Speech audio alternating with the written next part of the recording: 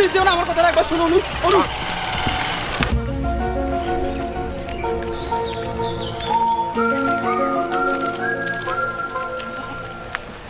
সোনা, তুমি চিন্তা করো না।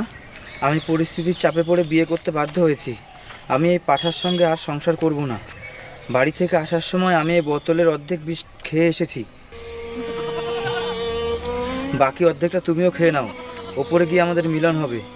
ইতি, তোমার অনু।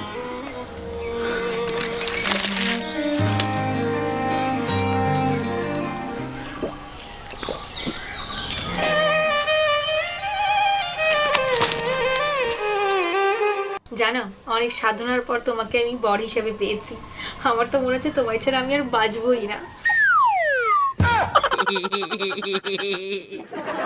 Eh, ay, ay, ay, ay, ay, ay, ay,